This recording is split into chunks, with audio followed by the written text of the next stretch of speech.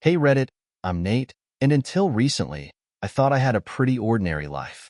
My wife, Emily, and I have been together for 9 years, married for 6. We weren't perfect, but who is? Life was busy, work, errands, weekend plans, but we always found time for each other. Or so I thought. Last Friday started like any other day. I got up early, made coffee, and left for work while Emily was still asleep. Around lunchtime, I got a text from my best friend, Ryan. The message was strange. Hey, are you coming tonight? It's gonna be fun. Emily's gonna love it. I had no idea what he was talking about. Coming to what? Emily hadn't mentioned anything. So, I replied, what are you talking about? Ryan texted back, it's a surprise for Emily. Don't tell her. Just show up at 8 p.m. You'll see. That should have been my first red flag.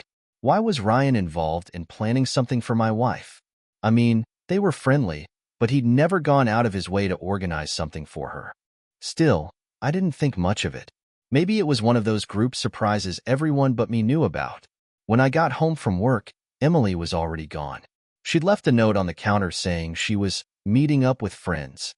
No details, no time, just that. Another odd thing, but again, I brushed it off. I figured she was out prepping for whatever this surprise was. By 8 p.m., I arrived at the address Ryan had sent me. It was a large house on the nicer side of town, one I didn't recognize. The lights were low, and music was thumping inside. The place was packed. I could see people through the windows, laughing, drinking, and dancing. I knocked on the door, but no one answered. After a minute, I just let myself in. The place was dimly lit with colored lights, and the smell of alcohol and perfume hit me immediately. It didn't look like a surprise party for Emily. It looked, well, wild. People were scattered in corners, whispering, couples getting too close for comfort, and the whole vibe felt off. I started walking through the crowd, looking for Emily. I didn't recognize most of the faces, but a few people gave me odd looks, like they knew something I didn't. That's when I heard her laugh, Emily's laugh, coming from upstairs. My stomach twisted. Why was she upstairs during a party? I climbed the stairs slowly, each step heavier than the last. The laughter got louder, mixed with another voice I couldn't quite place. When I reached the top, I noticed a door slightly ajar with light spilling out. And that's when I heard it, a sound that made my heart stop. The sound was unmistakable. Laughter, playful whispers, and something else. My stomach churned as my mind raced through possibilities, each worse than the last. I pushed the door open slowly, my hands shaking. The room was dimly lit, and it took me a moment to process what I was seeing. There she was, Emily, sitting on the edge of the bed, her dress slightly wrinkled, her face flushed. Next to her was Ryan, shirtless, a drink in his hand, smirking like he had just won a prize. They froze the moment they saw me. Emily's eyes widened in shock, and her mouth opened as if to say something, but no words came out. Nate, she finally managed, her voice trembling. What are you doing here? I stepped into the room, my heart pounding in my chest. What am I doing here? I said, my voice sharper than I intended. Ryan texted me, said there was a surprise for you. Guess I'm the one getting surprised, huh? Ryan leaned back casually, as if this was all some big misunderstanding. Hey man, he started, raising his hands. It's not what it looks like. Not what it looks like. The audacity of those words hit me like a freight train. I glanced around the room, taking in the disheveled bed, the empty wine glasses on the nightstand, and the way Emily was avoiding my eyes. My fists clenched involuntarily. Explain it to me then, I said, my voice eerily calm. What exactly am I looking at, Ryan? Emily stood up, her hands trembling as she reached for mine. Nate, please. It's not, don't. I stepped back, holding up a hand to stop her. Don't you dare try to spin this. The room fell silent. The muffled sounds of the party downstairs felt like they were coming from another world. My mind was racing, trying to piece together how long this had been going on. Ryan, my best friend. Emily, my wife. The betrayal was suffocating. Emily finally spoke, her voice barely above a whisper. It was just a mistake. We've both had a lot to drink. It didn't mean anything. Ryan nodded eagerly, like a guilty child agreeing with their parent. Yeah, man. It's not a big deal. Just, heat of the moment. I laughed. I actually laughed. Not because it was funny, but because the absurdity of the situation was too much to handle. Not a big deal? I said, my voice rising. You think this is nothing? You're my wife, Emily. And you? I turned to Ryan. You were supposed to be my best friend. How long has this been going on? Emily looked panicked now, her eyes darting to Ryan as if she didn't know what to say. Ryan, on the other hand, had the nerve to shrug. Does it matter? Does it matter? Those words hit me like a slap to the face. I felt the anger bubbling up, threatening to spill over. But instead of exploding, I did something that caught both of them off guard. I smiled. You're right, I said, my voice calm and collected. It doesn't matter. They exchanged confused looks as I turned and walked out of the room, shutting the door behind me. I could hear Emily calling after me, her voice desperate, but I didn't stop. I made my way downstairs, weaving through the crowd of strangers, ignoring their curious glances. I needed air. I needed to think. As I stepped outside, the cool night air hit my face, and for a moment, I just stood there, staring up at the stars. My mind was a whirlwind of emotions. Rage, sadness, disbelief. But one thought stood out above all the others. This wasn't over. Not by a long shot. I stood outside the house, staring into the night, trying to steady my breathing. My heart felt like it was pounding out of my chest, and my mind was replaying the scene in that room over and over again. Emily, Ryan, the disheveled bed. It was burned into my memory like a scar I'd never be able to erase. But I couldn't let this consume me. Not yet. I needed to think clearly, and more importantly, I needed answers.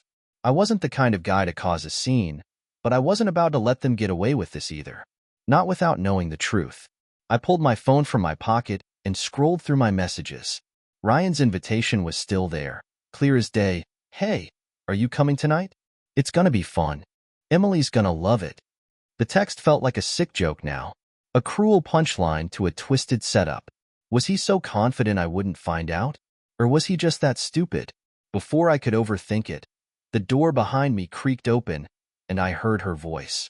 Nate, Emily called softly, like she was afraid I'd bolt if she spoke too loudly. Please, let's talk. I didn't turn around. I couldn't. If I saw her face again, I wasn't sure I'd be able to hold back the tidal wave of emotions threatening to crash over me. Talk about what? I said, my voice steady but cold.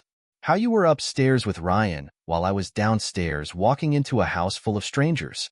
Or how you tried to convince me it didn't mean anything. She stepped closer, and I could feel her presence behind me. It's not what you think, she said, her voice shaking. I wasn't. We weren't. I finally turned to face her, and the sight of her almost broke me. Her mascara was smudged, her eyes red from crying. She looked like a mess, and for a split second, I felt a pang of pity, but then I remembered why we were standing here in the first place. Don't lie to me, Emily, I said, my voice sharper now. You're not going to talk your way out of this. I saw you. I heard you. So, just tell me the truth. How long has this been going on? Her lip quivered, and she looked down at her hands, avoiding my gaze. It's not like that, she said quietly. Ryan and I. It was a mistake. It only happened once. I shook my head, letting out a bitter laugh. Once? Do you really expect me to believe that? You were way too comfortable in that room for it to be the first time. Her silence was deafening. She didn't even try to argue. That's when I knew. This wasn't just some drunken mistake. This was something deeper. Something planned. I stepped closer, and she flinched, as if my words had more weight than they should. Tell me the truth, Emily. How long has it been? Her voice was barely a whisper now. A few months. A few months. The words hit me like a punch to the gut. While I was working late nights, planning our future, and trying to be the best husband I could be, she was sneaking around with my best friend.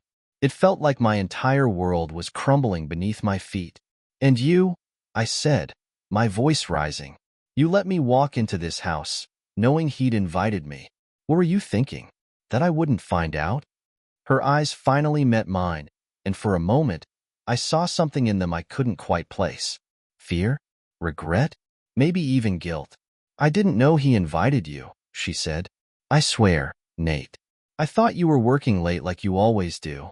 I didn't know whether to believe her. Every word out of her mouth felt like a lie, but there was something in her tone, some small, desperate shred of honesty, that made me hesitate. And the party? I asked. What's this about? She hesitated, glancing back at the house as if looking for an escape. It was his idea, she admitted. He said it would be fun, that it would be a surprise. I felt sick to my stomach. Ryan had orchestrated this entire thing, knowing full well I'd walk in on them. Was this his way of rubbing it in my face? Or was he just that arrogant? I took a deep breath, trying to keep my composure. Go back inside, Emily, I said finally. Enjoy your party. I need to think. Nate, please, she started, but I cut her off. Go, I said firmly. We'll talk later. She looked like she wanted to say more, but instead, she turned and walked back into the house, leaving me alone in the cold night air.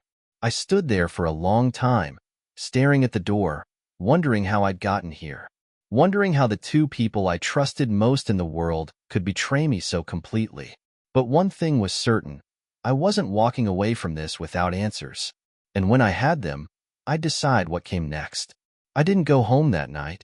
I couldn't. Instead, I drove aimlessly through the quiet streets, the soft hum of the engine the only sound in the suffocating silence. My phone buzzed a few times, calls from Emily, but I ignored them. What could she possibly say to fix this? I needed space, time to think. By the time dawn broke, I found myself parked at a small diner on the edge of town, the kind of place that smelled like burnt coffee and old vinyl booths. I ordered a black coffee and sat in the corner, staring out the window, replaying the events of the night over and over. That's when my phone buzzed again. This time, it wasn't Emily. It was Ryan.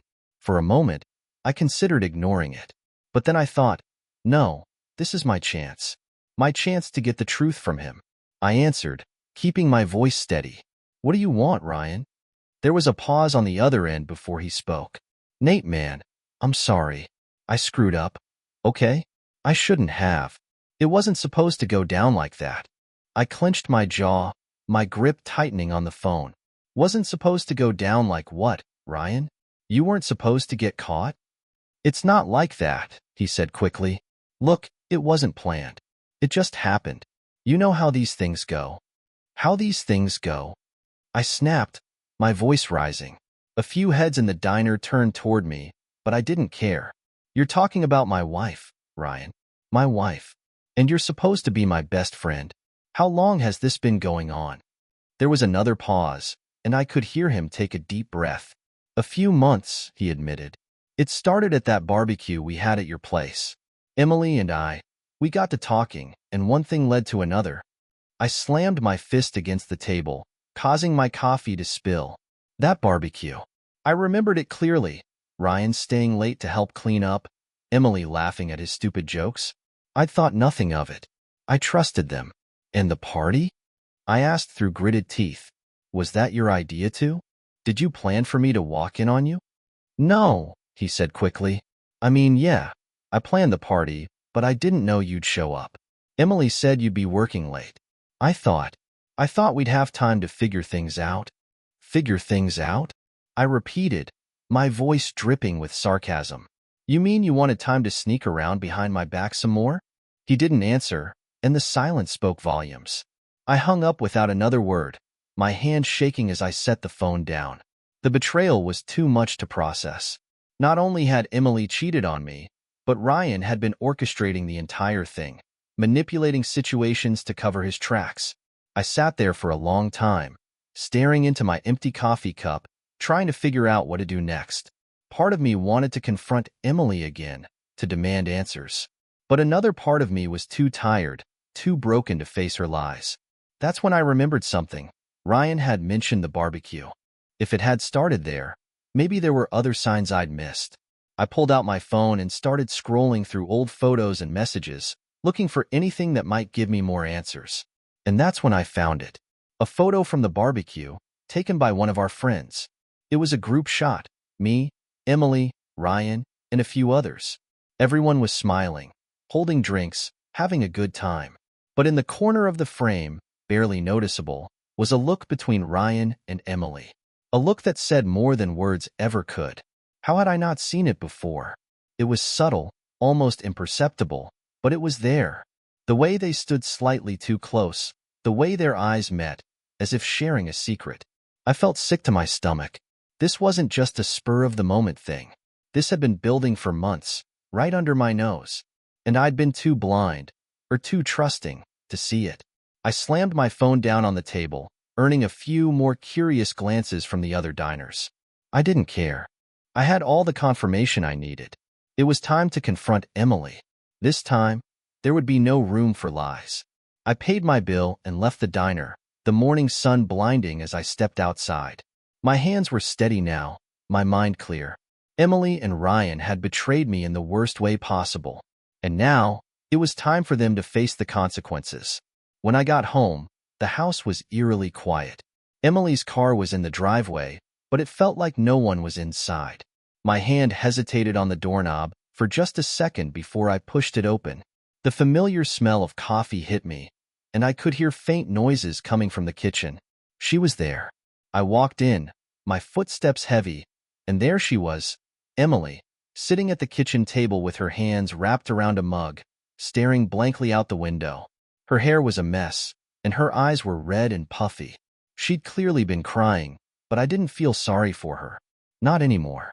She looked up when she heard me enter, and her face crumbled. "Nate," she whispered, her voice shaky. "You're home." I didn't answer right away. Instead, I dropped my keys on the counter and leaned against the wall, crossing my arms. "We need to talk." She nodded, but she didn't meet my eyes. "I know. I'm so sorry." "Sorry?" I said, my voice sharp. "Sorry for what, exactly? For cheating on me? For lying to me for months? Or for getting caught?" Her head snapped up at that, and for the first time, I saw a flicker of anger in her eyes. "It wasn't like that," she said, her voice defensive. "You don't understand." "No," I cut her off. "You don't get to say that. I understand perfectly, Emily. You betrayed me. With Ryan, of all people. Do you have any idea how humiliating this is for me?" Her face fell, and she looked down at her mug again. "I didn't mean for it to happen," she said quietly. It just did." "Don't give me that," I snapped. "This wasn't some accident, Emily. You made a choice. Over and over again. And you didn't care how it would affect me." Tears started streaming down her face, but I didn't let up. I couldn't. I needed to get everything out. "How long, Emily? How long has this been going on?" She hesitated, her hands trembling as she set the mug down. 6 months, she admitted, her voice barely audible. 6 months. Half a year of lies, of her sneaking around with Ryan while I was clueless. My fists clenched at my sides, and I took a deep breath, trying to keep my composure. "Why?" I asked. "Why would you do this to me? To us?" She shook her head, tears falling faster now. "I don't know," she said, her voice cracking. "I didn't plan it, Nate. It just happened. He was there for me when you weren't." I felt like she'd slapped me. "When I wasn't?" I repeated, my voice rising. "You mean when I was working late to pay our bills? When I was trying to build a future for us? That's your excuse?" She sobbed harder, but I didn't let her off the hook. "You could have talked to me, Emily," I said. "You could have told me how you felt. Instead, you chose to destroy everything we had." Her hands covered her face, and for a moment, the only sound in the room was her crying. I wanted to feel something, anger, sadness, even pity, but I was numb, completely and utterly numb. Then, she said something that made my blood run cold. "I love you, Nate," she whispered. "I never stopped loving you." I laughed bitterly. "You love me? Is that supposed to make this better? You don't cheat on someone you love, Emily. You don't do this." She stood up suddenly, her chair scraping against the floor. "I made a mistake, okay?" she shouted, her voice desperate. "I screwed up, but I still want us. I still want to fix this." I shook my head, disbelief washing over me. "You think this can be fixed?" I asked, my voice quiet but firm. Do you really think I can just forget about this? About you and Ryan? She didn't answer, and the silence was deafening. Finally, I sighed and turned toward the door. I need space, Emily, I said. Don't call me. Don't text me. I need time to figure out what the hell I'm going to do. Nate, please, she said, her voice breaking. Don't go. But I didn't stop. I walked out the door and got into my car, slamming the door shut behind me. As I drove away, I felt the weight of everything crashing down on me. Emily's betrayal, Ryan's lies, the destruction of a life I thought was solid. This wasn't over. Not yet. But for now, I needed to get as far away from her as I could. I didn't know where I was driving, but I knew I couldn't stay in that house, not with Emily's lies suffocating me. After an hour of driving aimlessly, I pulled into a motel parking lot. It wasn't much, but it was enough to give me space to think. I checked in, threw my bag onto the bed, and stared at the ceiling, trying to make sense of everything. How did I not see this coming? I kept replaying the last 6 months in my head, searching for signs. Little things that I had ignored suddenly became glaring red flags. The late nights when Emily said she was out with friends, the times she seemed distant, the way she suddenly became protective of her phone. And then there was Ryan, my best friend, my confidant. I trusted him like a brother, and he betrayed me in the worst way imaginable. I wasn't just angry, I was devastated. I needed answers, but I knew Emily wasn't going to give me the whole truth. If I wanted to piece this together, I'd have to do it myself. I pulled out my phone and scrolled through old messages and photos, looking for anything that might give me a clearer picture of how deep this betrayal went. Ryan's text stood out immediately. At first glance, they seemed innocent. Jokes, casual plans, nothing out of the ordinary. But now, with everything I knew, they felt calculated. Like he'd been testing the waters, seeing how much he could get away with. Then, I remembered something. Ryan and I had shared a cloud storage folder for years. We used it to exchange photos from fishing trips, camping weekends, and other random stuff. I hadn't checked it in months, but if there was anything incriminating, it might be there. I opened the folder, my heart racing as I clicked through the files. Most of it was the usual stuff. Pictures of us on a boat, a few videos of Ryan cracking stupid jokes. But then, near the bottom, I found a folder labeled Random. My stomach churned as I opened it. The first few pictures were harmless. Photos of Ryan's dog, a sunset, a barbecue. But then, I saw it. A photo of Emily. She was sitting on a couch I didn't recognize, wearing a dress I'd never seen before. The way she was looking at the camera, at him, made my skin crawl. It wasn't the kind of photo you'd take of a friend's wife. It was intimate, personal. I kept scrolling, my hands shaking as I uncovered more. A text screenshot from Emily saying, "I can't wait to see you tonight, Redheart." Another photo of them together, taken in what looked like a hotel room. And then, a video. I hesitated, my thumb hovering over the play button, but I had to know. The video was short, just a few seconds, but it was enough. It was Ryan filming himself in the car, saying, "On my way to see my favorite girl." He laughed, and the camera panned to the passenger seat, where Emily was sitting, smiling at him. She leaned over and kissed him on the cheek, giggling as she said, "Don't make me late this time." I slammed the phone down on the bed, my blood boiling. This wasn't just a fling. This was a full-blown affair, and they were brazen about it. They didn't just betray me, they mocked me. They thought they could get away with it because I trusted them so completely. I paced the room, trying to calm the storm inside me. Every part of me wanted to drive to Ryan's house and punch him in the face, to make him feel even a fraction of the pain he'd caused me. But I knew that wouldn't solve anything. If I wanted closure, if I wanted justice, I had to be smarter than that. I sat back down and started taking screenshots of everything. The texts, the photos, the video. If this thing was going to blow up, I needed proof. Cold, hard evidence. And I wasn't going to let either of them deny what they'd done. Once I had everything saved, I opened a blank email draft. My fingers hovered over the keyboard as I debated what to do. Part of me wanted to send it to every single person we knew, to expose them for the liars they were.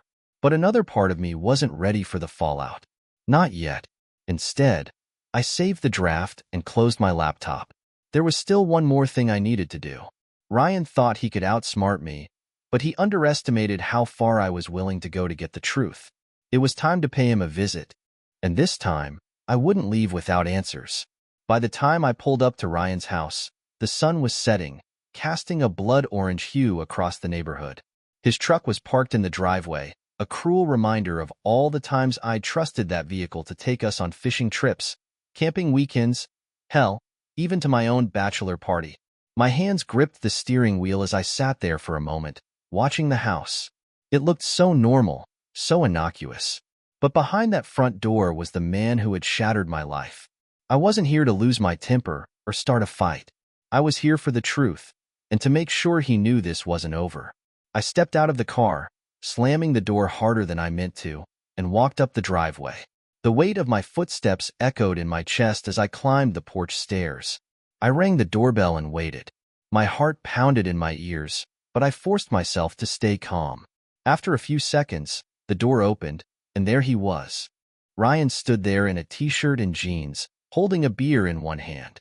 For a brief moment, he looked surprised to see me, but that quickly shifted to something else, guilt. He knew why I was here. "Nate," he said, forcing a casual tone. "What's up, man?" I didn't answer right away.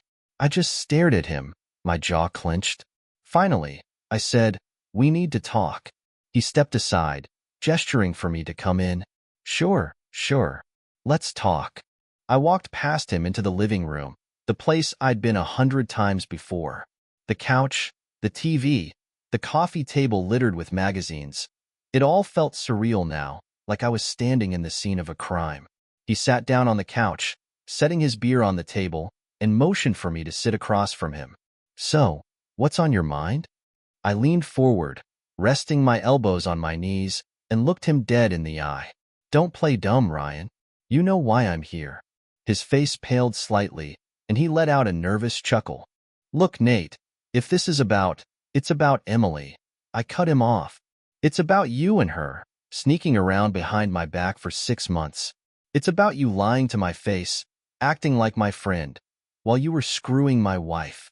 Ryan's smirk vanished, replaced by a look of panic. "Nate, look, it's not as simple as you think." "Oh, it's not simple?"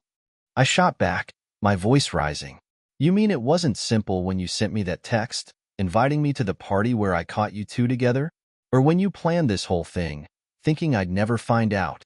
He raised his hands defensively. "I didn't plan for you to walk in on us, okay? That was a mistake. Emily told me you wouldn't be there." I laughed bitterly. "A mistake? That's what you're calling it? A 6-month affair with my wife is a mistake to you?" He shifted uncomfortably, his eyes darting to the beer on the table. "Look, man, I screwed up. I know that. But Emily, she's been unhappy for a while. She said you were distant, that you didn't pay attention to her. She came to me because what?" I interrupted. "Because you were there to pick up the pieces? Don't feed me that crap, Ryan. You didn't do this out of concern for her. You did this because you wanted her." He didn't deny it.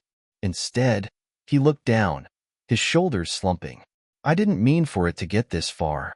"But it did," I said, my voice cold. "And now, I want the truth. How long have you been planning this? Was it just about Emily? Or was it about me too? Did you enjoy making a fool out of me?" Ryan hesitated, his mouth opening and closing like he was searching for the right words. Finally, he sighed and said, "It wasn't about you, Nate. I swear. I never wanted to hurt you. It just happened." "Stop saying that," I snapped. "Nothing just happens, Ryan. You made a choice. Over and over again." The room fell silent, the tension thick enough to cut with a knife. I could see the guilt and shame written all over his face, but it wasn't enough. No apology, no excuse would ever make this right. Finally, I stood up, towering over him. "You've destroyed everything, Ryan. You and Emily both. And you know what the worst part is? I trusted you. I trusted you more than anyone." He looked up at me, his eyes pleading. "Nate, save it," I said, cutting him off. "I'm done listening to your lies. You'll hear from me soon enough." Without another word, I turned and walked out the door, slamming it behind me. As I got back into my car and drove away, I felt a strange sense of clarity. The betrayal was unbearable, but now, I had all the pieces. The truth was out, and it was time to decide what came next. This wasn't just about Emily or Ryan anymore. This was about taking back control of my life.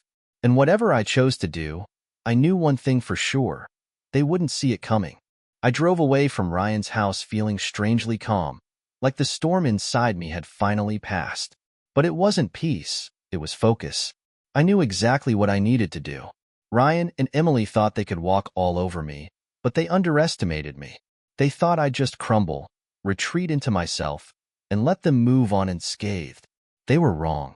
I spent the next few days meticulously planning. Every detail, every step, carefully thought out. This wasn't about revenge, at least, not in the way they'd expect. It was about truth, about exposing them for who they really were and reclaiming my life. First, I gathered everything I had, the texts, the photos, the videos. I compiled it all into a folder and uploaded it to a private drive. I wasn't going to act impulsively and burn bridges just yet, but I needed insurance. If either of them tried to spin this in their favor, I'd have undeniable proof. Next, I reached out to a lawyer. I wanted to know my options, not just for a divorce, but for protecting myself financially. Emily had no idea I was steps ahead of her. She didn't know that I'd already locked her out of our joint accounts, or that I'd started redirecting my paycheck into a new account under my name. The night I confronted her was like stepping into a theater where I'd written the script. Emily was sitting on the couch when I walked in, her eyes red and swollen from days of crying. She looked up at me, her face a mix of guilt and hope. "Nate," she started, her voice trembling, "I'm glad you're home. Can we please talk? I want to make this right." I set my bag down and crossed my arms. "Make this right?" I repeated, my tone icy. "You don't get to fix this, Emily. You made your choices. Now it's time to face the consequences." She flinched, tears spilling down her cheeks. "I know I hurt you," she said, her voice breaking. "I know I made a terrible mistake, but I love you, Nate. I want to save our marriage." I stared at her, the woman I'd loved for nearly a decade, and felt nothing but emptiness. "Love?" I said, shaking my head. "You don't love me, Emily. If you did, you wouldn't have done this. You wouldn't have betrayed me with my best friend." She broke down, sobbing into her hands. "It wasn't like that," she said between gasps. I didn't know how to tell you I was unhappy. I was scared, Nate." "Scared?" I shot back. "So instead of talking to me, you decided to destroy everything we built together? You decided to humiliate me?" She didn't answer. She just sat there, broken and defeated, and for a moment, I almost felt sorry for her. Almost. "I've made my decision," I said finally, my voice firm. "I'm filing for divorce. I've already spoken to a lawyer." Her head snapped up, her eyes wide with panic. "No, Nate. Please," she begged. "Don't do this. We can work through this. I'll do anything, therapy, counseling, whatever it takes." I shook my head. "It's too late for that, Emily. You made your choice. Now I'm making mine." She reached for me, but I stepped back, her touch feeling foreign and unwanted. "I'll be staying at a friend's place until this is finalized," I said. "You can stay here for now, but don't think for a second that I'll forget what you've done." Her sobs echoed through the house as I turned and walked away, grabbing the bag I'd packed earlier. I didn't look back. There was nothing left for me in that house. Nothing but memories of what could have been. As I drove away, I felt a strange sense of relief. This wasn't the end I'd envisioned for my marriage, but it was the start of something new, something better. And while Emily and Ryan would have to live with the weight of their betrayal, I was free. Free to rebuild.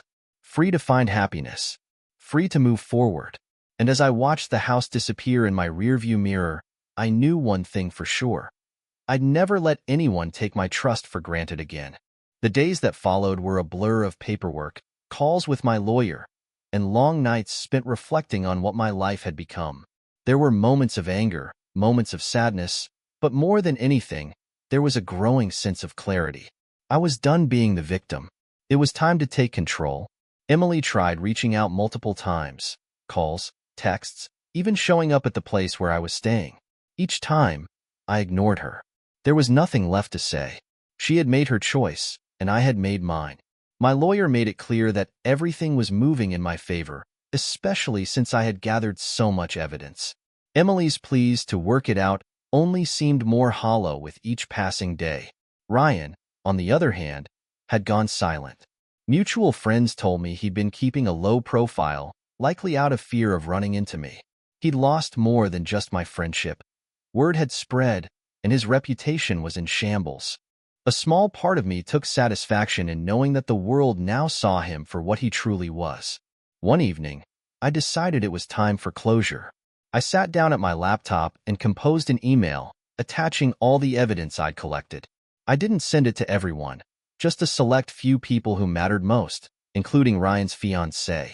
Yes, it turned out he'd been engaged the entire time. The hypocrisy of it all was staggering. The email wasn't vindictive, it was the truth. I laid everything out clearly and calmly, letting the evidence speak for itself. Once I hit send, I felt an enormous weight lift off my shoulders. I wasn't trying to ruin their lives. I was simply making sure they couldn't keep lying. The fallout was swift. Ryan's fiancée left him immediately, and Emily moved out of the house shortly after the divorce papers were finalized. I let her keep most of the furniture and belongings. I didn't want anything that reminded me of our life together. For the first time in months, I felt free. Free from the lies, the betrayal, and the weight of a broken marriage. I started focusing on myself, reconnecting with old friends, picking up hobbies I'd neglected, and even exploring new opportunities at work. Life wasn't perfect, but it was mine again. One day, while I was sitting in a coffee shop, an older man struck up a conversation with me. He told me a simple piece of advice that stuck with me: pain is inevitable, but misery is optional. Choose to grow from it. That's what I did.